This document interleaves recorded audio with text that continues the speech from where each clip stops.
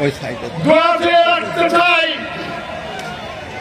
যে ইফতার মাহফিল সফল করার ক্ষেত্রে, সুন্দরভাবে শেষ করার ক্ষেত্রে রব্বুল আলামিনের ইচ্ছায় গত 3 দিন মেহেরপুরের আবহাওয়া খারাপ থাকলেও আজকে ইনশাআল্লাহ অনেক ভালো আছে।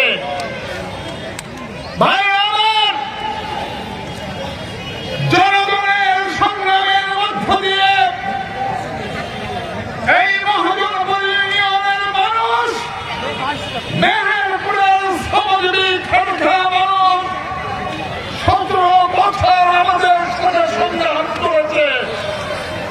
মজলুম মানুষের একজন হিসাবে এই মাসুদ রহমান রাজপথে ছিল, জনতার কাতারে ছিল। আজকে ইফতার মাহফিল এই নির্যাতিত নিপীড়িত মুসলিম মানুষের মাহফিল। ভাইরা আমার, অনেক ত্যাগ স্বীকার করেছেন, অনেক কষ্ট স্বীকার করেছেন, জেল জুলুম অত্যাচার সহ্য করেছেন।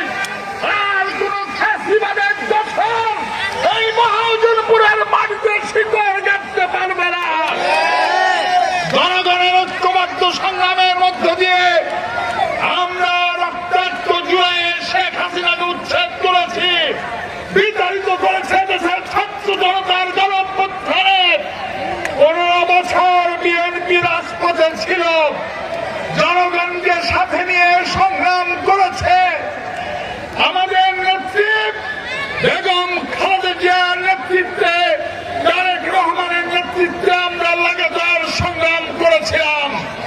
ভাইরা আমার, এদেশের গণতন্ত্র যখনই হুমকির সম্মুখীন হয়েছে, এদেশের মানুষের অধিকার যখনই ছিনতাই হয়েছে, এদেশের বাক স্বাধীনতা যখন ছিনতাই হয়েছে, তখনই আমরা লক্ষ্য করেছি শহীদ রাষ্ট্রপতি জিয়াউর রহমানের পরিবার মানুষের পাশে এসে দাঁড়িয়েছে।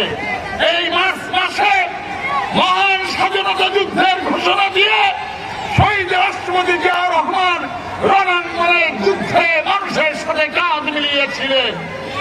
এদেশের লাল সবুজের পতাকা মানুষের হাতে তিনি তুলে দিয়েছেন।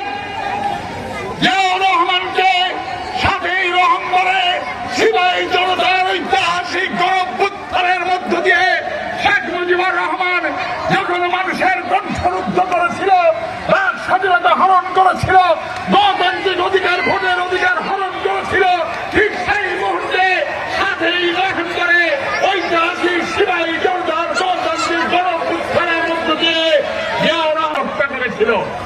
তারপরে আমরা লক্ষ্য করলাম এদেশের একটি গণতান্ত্রিক প্রক্রিয়াকে ধ্বংস করে দিয়ে এরশাদ সাহেব ক্ষমতায় আসতেন।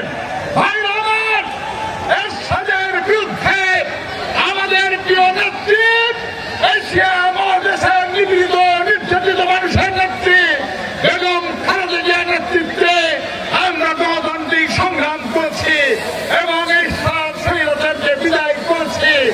ভাইরা আমার, এরশাদ স্বৈরাচারের বিদায়ের মধ্য দিয়ে একটি নতুন বাংলাদেশের গড়ার স্বপ্ন যখন আমরা দেখলাম, তখন 1/11 কুশীলভরা ভারতীয় ষড়যন্ত্রে এই শেখ হাসিনাকে 15 বছর নির্বাচনের নামে ভোট চুরি কারচুপির মধ্য দিয়ে রাষ্ট্র ক্ষমতায় রেখে মানুষের ভোটের অধিকার, ভাতের অধিকার, কথা বলার অধিকার, গণতান্ত্রিক অধিকার সকল প্রশাসনকে ধ্বংস করে দিয়ে একদলীয় শাসন কায়েম করেছিল।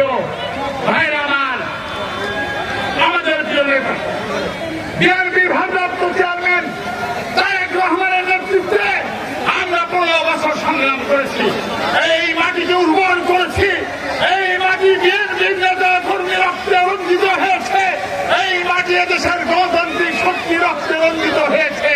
তারপর ঐতিহাসিক জুলাইয়ের গণঅভ্যুত্থানের মধ্য দিয়ে আমরা শেখ হাসিনাকে বিতাড়িত করতে পেরেছিলাম। ভাইরা আমার, শেখ হাসিনা ক্ষমতা থেকে গেলেও আওয়ামী লীগের দালাল, আওয়ামী লীগের দোসর এখনো বাংলাদেশের মাটিতে আছে। ভাইরা আমার, চোখ কান খোলা রাখবেন, দেশ নিয়ে অনেক ষড়যন্ত্র চলছে। আমরা বলছি জুলাইয়ের হত্যাকাণ্ডের বিচার চাই, যারা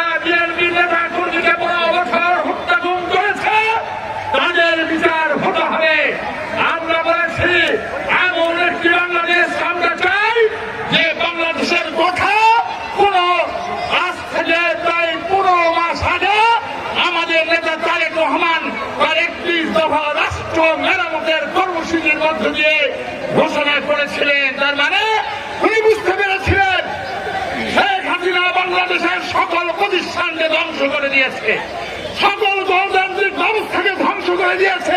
নির্মাণের যে স্বপ্ন সেই স্বপ্ন বাস্তবায়ন হতে পারে না। আমরা বলেছি